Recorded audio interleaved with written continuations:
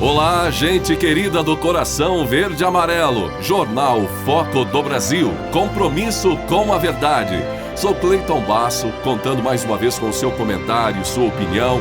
Diga de qual lugar abençoado do Brasil ou do mundo você assiste o Jornal Foco do Brasil. Participe do chat ao vivo. Você sabe, o Foco do Brasil é um jornal independente, só é possível por conta da sua audiência e apoio. Seja curtindo, compartilhando, se tornando membro do nosso canal. Vocês que tornam o Foco do Brasil uma realidade. E queremos seguir todos os dias na sua companhia. Veja se o sino de notificações está ativado, para receber nossas atualizações diárias. Vamos agora às notícias desta edição. O 5º Brasil Investment Forum, o maior evento de investimentos estrangeiros na América Latina, iniciou em São Paulo com a cerimônia de abertura, contando com a presença do presidente Jair Bolsonaro, do presidente do Banco Interamericano de Desenvolvimento, o BID, do ministro das Relações Exteriores, do ministro da Economia e do presidente da Agência Brasileira de Promoção de Comércio e Investimentos, Apex Brasil, entre outras lideranças. O fórum destaca as oportunidades de investimentos, também potenciais para a economia brasileira. De acordo com a análise do BID, as oportunidades de médio e longo prazo na América Latina e Caribe poderiam valer até 78 bilhões de dólares em novas exportações de bens e serviços por ano. Especificamente no Brasil, gente, os ganhos potenciais só do comércio adicional de bens são estimados em mais de 7,8 bilhões de dólares. Mais de 5.300 investidores de 89 países se inscreveram para o evento com ministros, executivos de grandes empresas brasileiras e globais e especialistas de várias indústrias. O presidente Jair Bolsonaro fez um forte discurso no evento. Ele ressaltou sua confiança nas potencialidades do Brasil. Por que temos aqui 15 embaixadores aqui? Que o que está sobrando no mundo é o Brasil. A Europa, respeitosamente, por problemas de gás, energia e a proximidade de um conflito, passa a ser uma terra não muito confiável para se investir. Sobrou quem? O Brasil. Nós garantimos a nossa segurança alimentar e alimentamos mais de 1 bilhão de pessoas pelo mundo. Como disse o Paulo Guedes, começou a entrar na outra área, já está saindo da prancheta 50 Itaipus na costa do Nordeste, eólica offshore. Ou seja, ninguém tem o que nós temos. Em vários outros países do mundo tem vendavais, fica mais complicado esse tipo de captação de energia. Nós não temos esse problema. O Brasil é um país fantástico, fantástico. Ninguém tem o que nós temos. O que falta para nós? É tratar a política com responsabilidade. Não adianta você estar bem se o Brasil está pegando fogo. Esse Brasil é a nossa terra. Outro dia um colega falou, se der problema eu vou para tal país, que todo mundo fala. Lá também não está boas coisas não. Nosso país é esse daqui. Temos que ficar aqui nesse país. E não podemos dissociar a economia da política.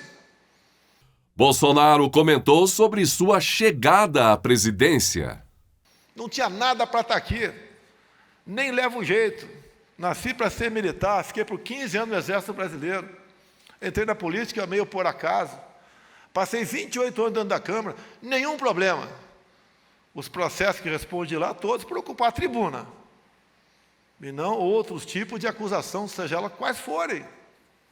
Eu acredito, por favor, podem discordar, que Deus botou a mão sobre o Brasil.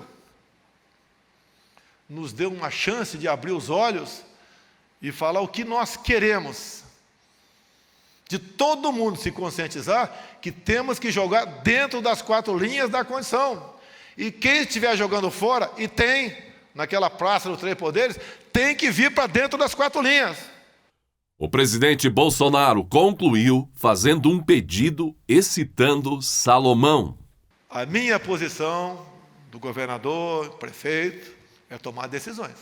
Não é acompanhar a manada. E as decisões não são fáceis. E eu termino dizendo apenas uma coisa aos senhores. Lá atrás, Salomão pediu sabedoria para Deus. Mais do que isso, eu peço força para resistir e coragem para decidir. Muito obrigado a todos vocês.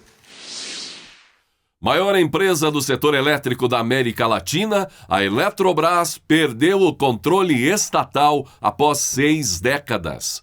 O presidente Jair Bolsonaro e os ministros Paulo Guedes, da Economia, e Adolfo Saxida, de Minas e Energia, participaram do ato na B3, a Bolsa de Valores que marcou a privatização da empresa em São Paulo. O presidente Bolsonaro não discursou no evento e não deu declarações à imprensa, que não teve acesso ao saguão em que a cerimônia do toque de campainha foi conduzida. Com o sucesso da privatização, a União deixará de ser controladora da Eletrobras, reduzindo sua fatia na companhia para algo perto de 45%. A Eletrobras usará os recursos obtidos para pagar à União um bônus de outorga de 25 bilhões de reais pela renovação de contratos de concessão de 22 usinas hidrelétricas antigas dentro de um mês. Ainda pagará 5 bilhões de reais para aliviar as tarifas de energia por meio de um aporte na CDE.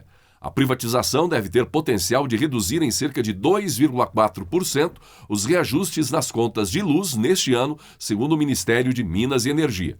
Para privatizar a elétrica, o governo também precisou criar uma nova estatal, a NBPar, que nasceu com 94 servidores. Essa companhia fará a gestão da hidrelétrica de Itaipu e das usinas nucleares de Angra dos Reis, porque, por questões legais, não podem ser desestatizadas. A Eletrobras é responsável por metade da rede de transmissão de energia do país e quase 1/3 da capacidade de geração nacional, número que consideram Itaipu e Angra. O ministro da Economia relembrou o início da Eletrobras, elogiou a gestão do período militar, mas lembrou que o legado disso tudo estava sendo perdido nos últimos anos.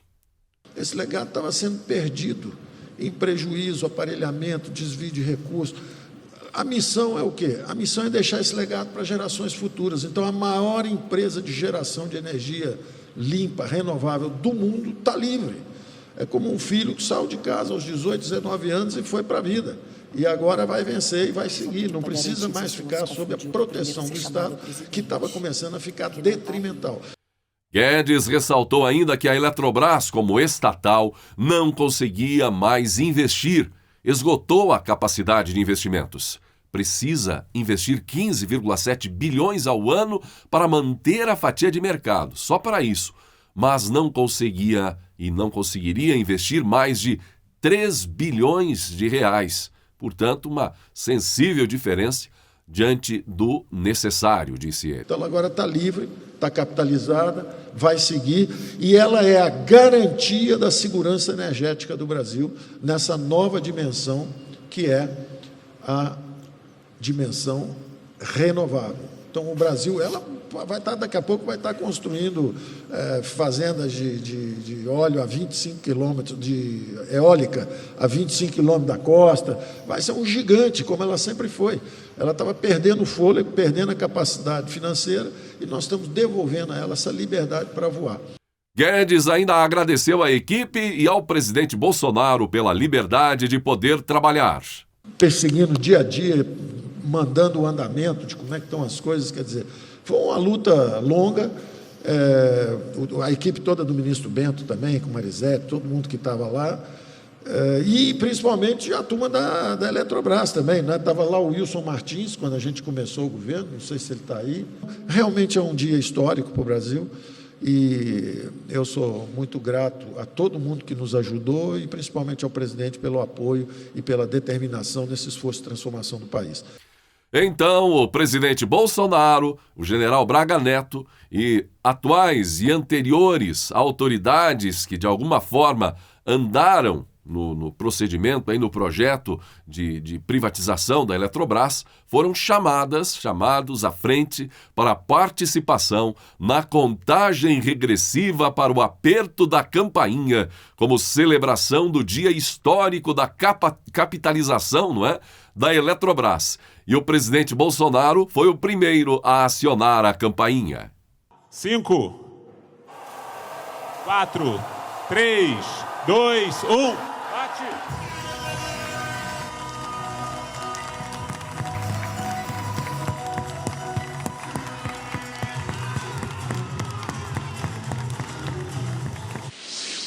O presidente Jair Bolsonaro deu uma entrevista à imprensa onde falou sobre avanços feitos e que a população usa tais benefícios, mas que desconhece que foram realizações do governo federal.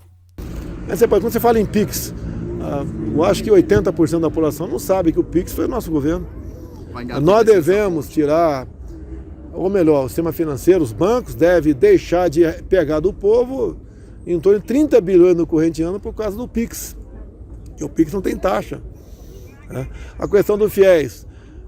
Tem muito garoto ainda, ou menina, né, que não foi para renegociar o FIES. Nós anistiamos 92%. Parece que o Congresso passou a anistia para 99%. Eu acho que foi para 90%, se não me engano. Lógico, a minha tendência é sancionar. Era uma dívida impagável para quase 2 milhões de pessoas no Brasil. E muitos pior, nem concluíram a faculdade, né, desistiram e estão com a dívida praticamente impagável. A questão de MST, eu acabei de pegar os números, né, por ano, o número de invasões no governo, FHC, Lula, Dilma, Temer e eu. O nosso está dando meia dúzia por ano. Por quê? Titulação. Nós não fomos para truculência para ser o do MST, nós demos dignidade para eles. Ao ter o título provisório definitivo, ele pode agora procurar a Caixa e contrair empréstimo. A Caixa Econômica, daqui a pouco passa o Banco do Brasil no Plano Safra. Na agricultura familiar está lá na frente. É muita boa notícia que existe. Você pode ver, 2014, 2015, o Brasil perdeu quase 3 milhões de empregos. Que não teve pandemia. 20 e 21, nós ajudamos a criar, né, quase 3 milhões de empregos. Olha Itaipu Binacional, olha as estatais. Pagamos no ano passado 100 bi da dívida monstruosa que a Petrobras tem. Está mudando, o Brasil tem muita coisa boa. O presidente Jair Bolsonaro respondeu ainda sobre uma reunião que deve fazer com embaixadores de outros países no Brasil e o motivo do encontro. Está sendo acertado com a França, se fica para amanhã, semana que vem. Por que isso daí? Porque, lamentavelmente, o ministro Fachin não compete a ele a política externa. Ele se reuniu com embaixadores há uns 10 dias atrás e deu seu ponto de vista, inclusive jogando uma responsabilidade em cima de mim que não é minha. E ninguém está pensando em dar golpe, aqui no Brasil. Nós queremos eleições limpas. E quando ele fala lá, deixa transparecer claramente que após o anúncio do resultado final, que os chefes de Estado dele reconhecem imediatamente, só faltou ele falar quem é que vai aparecer na tela. O Partido dos Trabalhadores divulgou uma nota técnica em que se posiciona contra o projeto de lei que define um teto para o Imposto sobre Circulação de Mercadorias, ICMS. O texto, no Senado, na Câmara, já analisado pelos parlamentares, determinando um limite de 17% na alíquota do tributo sobre combustíveis, energia, transportes coletivos e comunicação, O texto base do projeto foi aprovado, nesta semana. Em contrapartida, petistas se manifestaram contra, deputados aí, porém, esqueceram que usam da verba pública para o abastecimento de seus automóveis. Assim fica fácil.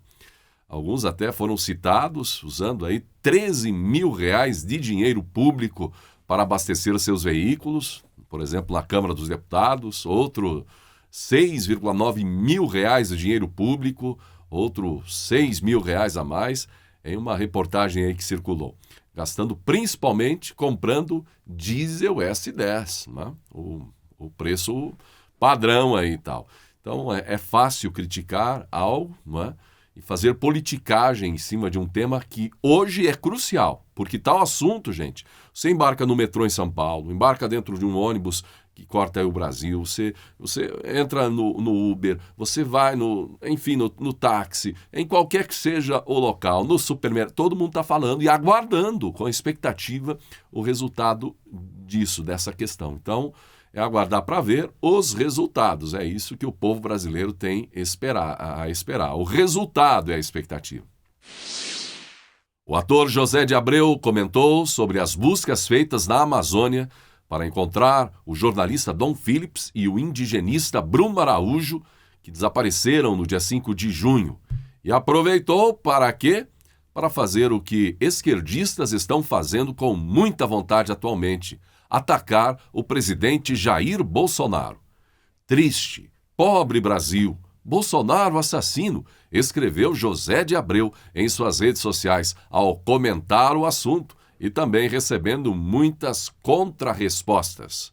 José de Abreu é o esquerdista típico, gente, que faz o seu papel de opositor ferrenho ao governo, não é?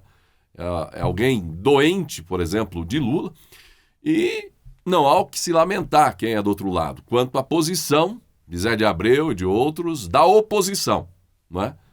A oposição vive disso, seja quem for no poder, a oposição sempre vai se aproveitar de qualquer situação para tentar colar no adversário.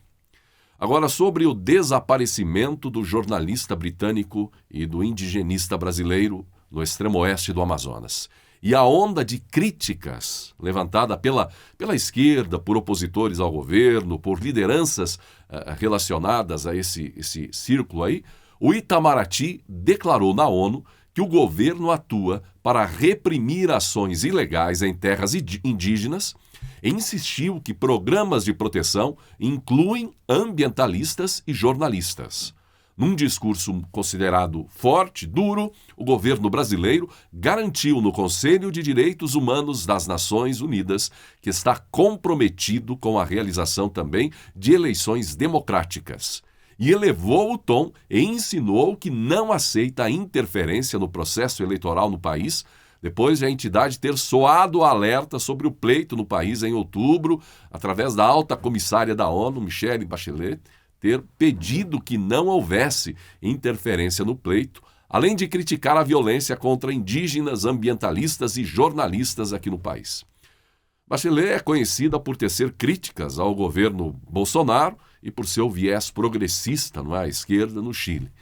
Em resposta a ela, o diplomata brasileiro, embaixador do país na ONU, Tovar Nunes, disse: "Lamentamos que seu último informe não reconheça os esforços do Brasil para promover os direitos humanos e a democracia", disse o diplomata. Estão sentando o pau no presidente, não é? Bolsonaro, pau no agronegócio, estão falando mundos e fundos, evidentemente por absolutos interesses políticos, não é? Sobre esse caso do desaparecimento.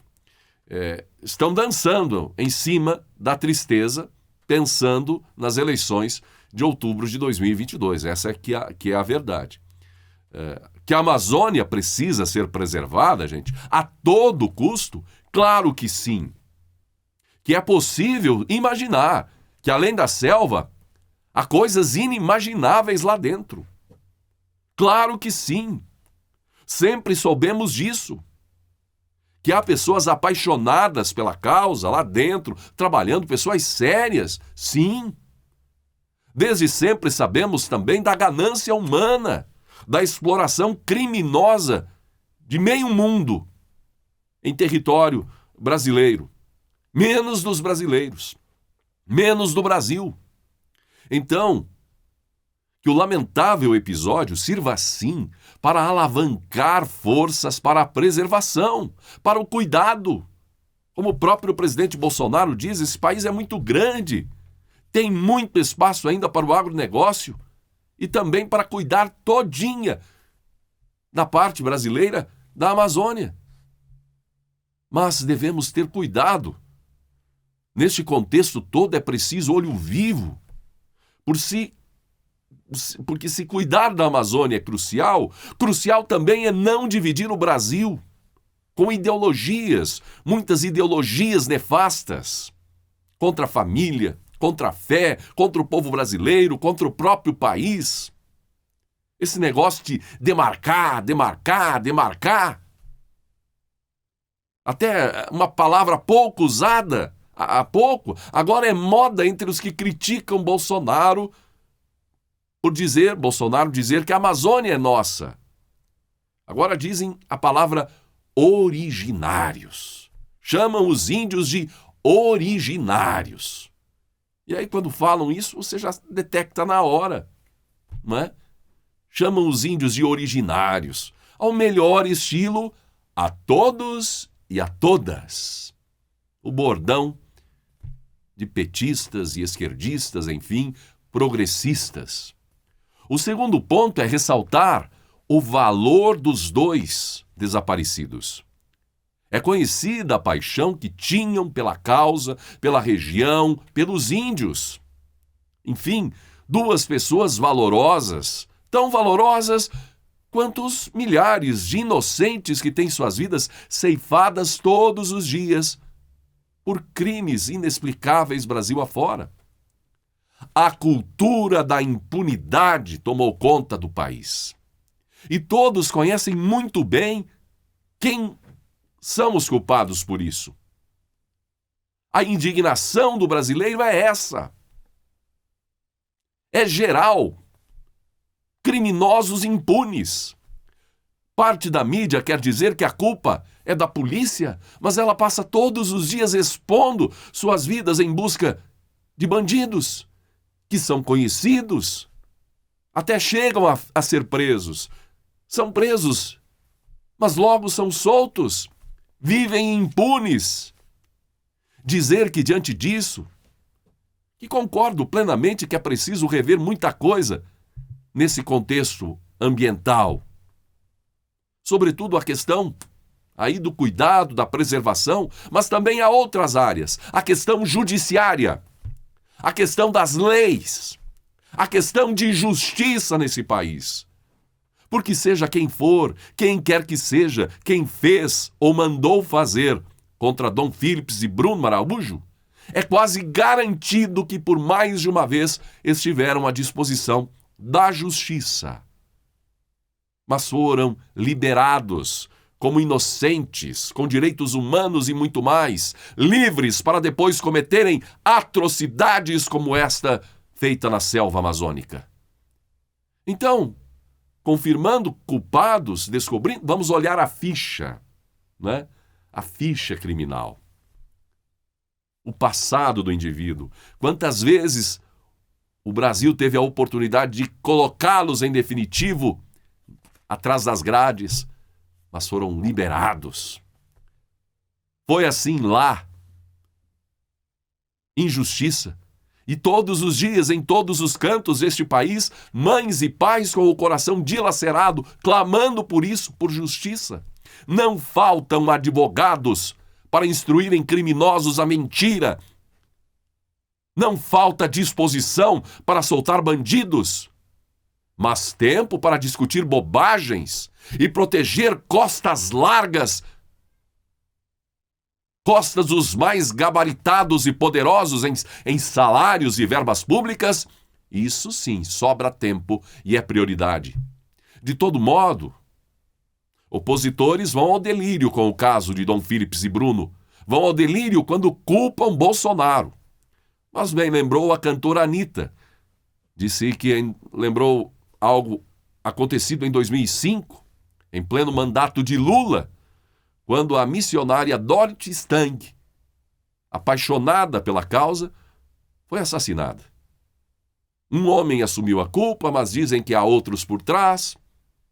Veja você, não é problema de um presidente ou outro, nem de polícia, é questão de justiça. Colocar temor nos bandidos verdadeiros por aí, criminosos verdadeiros, e não colocar temor em jornalistas, em isso e aquele, porque falou isso ou falou aquilo. É justiça que clamamos. É muita impunidade neste país, é muito trabalho das nossas polícias e pouca punição. A começar, por exemplo, a tudo o que foi descoberto na Lava Jato. Por que quase ninguém saiu punido como deveria? Menos politicagem na história de Dom e Bruno e mais justiça é o que pedimos, em nome deles, Dom Philips e Bruno Pereira Araújo. Seja se for um único ou vários, ou os responsáveis, múltiplos cartéis, por isso, contra a vida dos dois. E não é por criticar, não é por criticar a justiça. É porque queremos, lutamos e esperamos o melhor para o Brasil, o melhor para a democracia, o melhor para o povo brasileiro. É para defender a justiça que falamos essas palavras.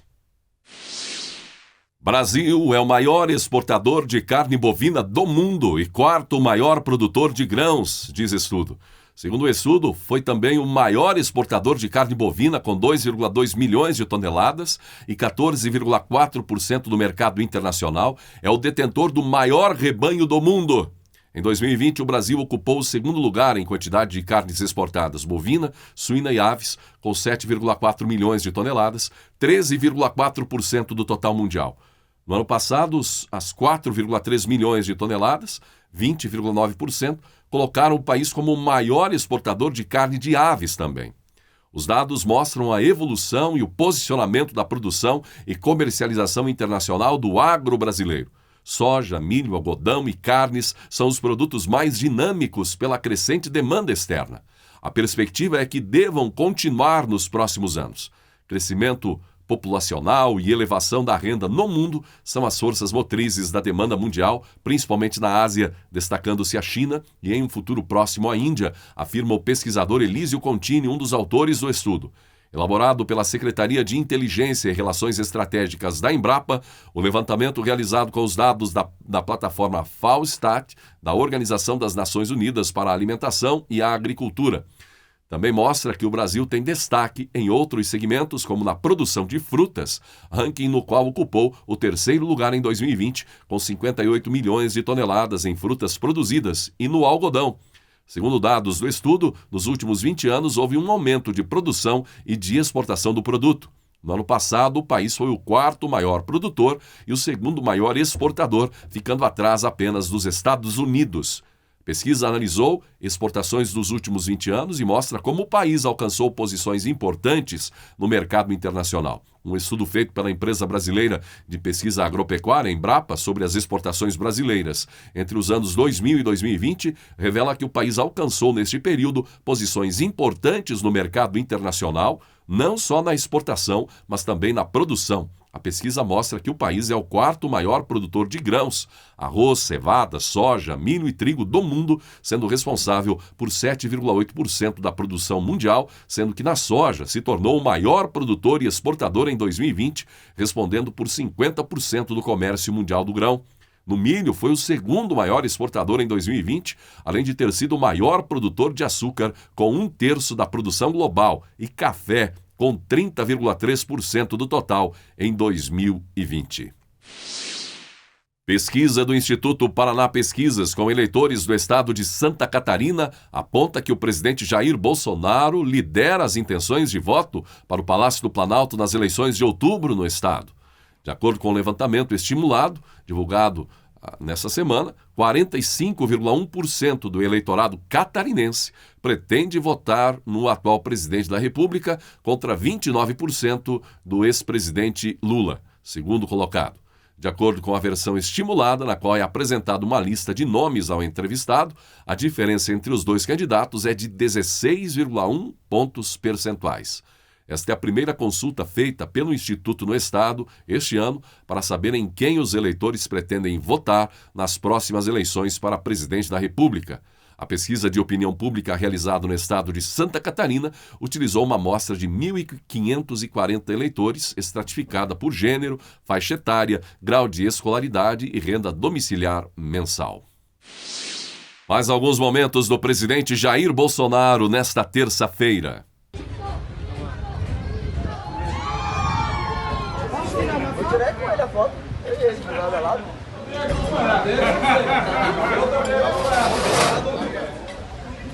Vamos aqui,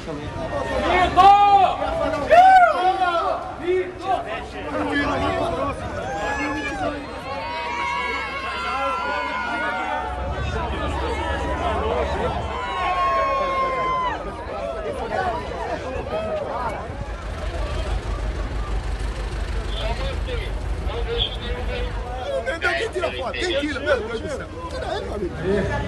E aí, pessoal? Tudo bem? Fora fila não, fora fila não. Tudo bem? Hein? E aí, tá tudo bem aqui? Oi, meu rapaz. Tudo bem? Vai ficar R$13,50. Boa sorte. Obrigado, pessoal. Bolsonaro, toda a sorte do mundo pra você e sua família, viu, cara? Parabéns pelo trabalho que você vem fazendo, hein? pouquinho, espera aí. Bolsonaro, um apelo, tira uma foto comigo.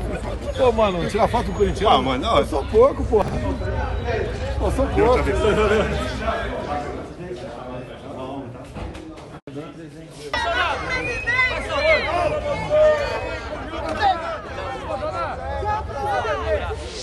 E assim chegamos ao final de mais uma edição do Jornal Foco do Brasil.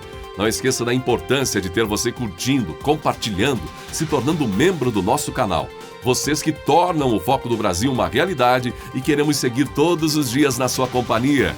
Agradecimento especial a Cleifer Luz e Isa Arthur, inscritos membros do nosso canal. Venha também ser parte dessa comunidade verde e amarela. Gratidão pela sua atenção e que Deus abençoe a você e a sua família.